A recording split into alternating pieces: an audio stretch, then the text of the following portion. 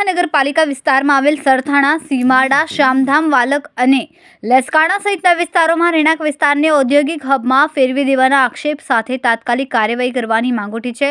મંજૂર પ્લાનથી વિપરીત બાંધકામ, યુઝ સર્ટિફિકેટ વિના ઉપયોગ અને ગેરકાયદેસર પાણી ગટર કનેક્શન જેવા મુદ્દાઓને લઈને સ્થાનિકોમાં ભારે રોષ જોવા મળી રહ્યો છે। સુરત મહાનગરપાલિકા વિસ્તારના સરથાણા, સીમાડા, શામધામ, વાલક અને લસકાણા જેવા વિસ્તારોમાં બિલ્ડરો અને મકાન માલિકો દ્વારા મોટા પાયે ગેરકાયદેસર બાંધકામ કરવામાં આવી રહ્યા હોવાના ગંભીર આક્ષેપો કરવામાં આવ્યા છે। ગ્રાઉન્ડ ફ્લોર અને 4 માળની મંજૂરી મેળવ્યા બાદ બેઝમેન્ટ સાથે વધારાના 4 થી 5 માળનું બાંધકામ કરવામાં આવી રહ્યું છે। એટલું જ નહીં, રહેણાંક માટે મંજૂરી મેળવીને કોમર્શિયલ અને કોટેજ ઇન્ડસ્ટ્રીઝનો ઉપયોગ કરવામાં આવી રહ્યો હોવાનું પણ જણાવ્યું છે। મંજૂર પ્લાનની વિરોધમાં માર્જિન અને પાર્કિંગ વિસ્તાર કવર કરીને બાંધકામ કરવામાં આવી રહ્યા છે। વરાછા સરથાણા વિસ્તારની અંદર જે રેસિડેન્ટ વિસ્તાર છે, જેની અંદર રેસિડેન્ટ સોસાયટીઓ પડી છે અને સોસાયટીઓમાં લોકો રહે છે, મધ્યમ વર્ગના લોકો રહે છે અને ખૂબ સરસ સોસાયટી, પણ ત્યાં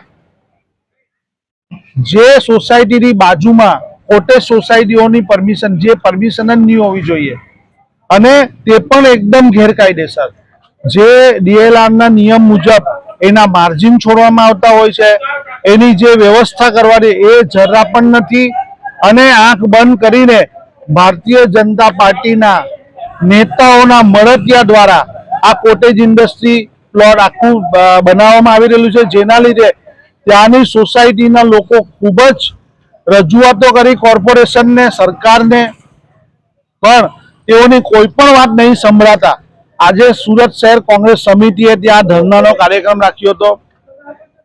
અમારા આગેવાન જ્યોતિબેન, સુચિત્રા, હંસાબેન, ચંદુભાઈ અને તમામ આગેવાનો ત્યાંના જે સોસાયટીઓના પ્રમુખો, સેક્રેટરીઓની સાથે ત્યાં ધરણા પર બેસવાના હતા, ત્યારે પોલીસ દ્વારા તાત્કાલિક તેમને અટકાયત કરી દેવામાં આવી, ડિટેન કરી દેવામાં આવ્યા અને તે લસકાણા અને સરથાણા પોલીસ સ્ટેશનની હદ હતી, પણ તેઓને અહીંયા અશ્વની કુમાર પોલીસ સ્ટેશન લઈ આવવામાં આવ્યા।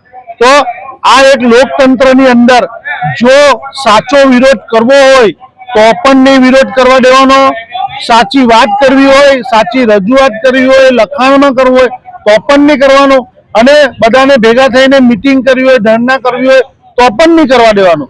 આ કેવી લોકશાહી છે? અગર આ લોકશાહી આ રીતની ચાલતી રહેશે તો કોંગ્રેસ પાર્ટી એક મોટું જન આંદોલન ઊભું કરી અમે આ પ્રશાસન સામે અમે ગાંધી ચિંધ્યા માર્ગે આંદોલન કરીશું અને કોર્ટમાં જવાની જરૂર પડશે તો કોર્ટમાં જશું, પણ આ મધ્યમ વર્ગને કોઈ પણ જાતની તકલીફ પડશે તો કોંગ્રેસ એની સાથે રહેશે। આ જોઈ લેજો, પોલીસ વાળાઓ આયા પરમિશન માંગવા અમે દીધી હતી, પરમિશન નથી ભરતા અને બંધ કરાવી દે છે, હજી તો બેસે છે। તો આવી રીતના પોલીસને આ જે રીતની ગેરકાયદેસર કોટેજ ઇન્ડસ્ટ્રી બની રહી છે આ વિસ્તાર રેસિડેન્ટમાં બની રહી છે અને આ સુરત મહાનગરપાલિકાના અધિકારીઓએ આ બેફામ ગેરકાયદેસર રીતે બનવા દે છે અને આજે સમગ્ર સોસાયટીના વિરોધમાં હતા, પણ પોલીસે પરમિશન નથી આપવામાં આવી। અમે 5 દિવસ પહેલા પરમિશન માંગી હતી, પરમિશન આપવામાં નથી આવી। કેમેરામેન હર્ષદ પાટીલ સાથે સુનિલ પાટીલ, સમય મીડિયા ન્યૂઝ, સુરત।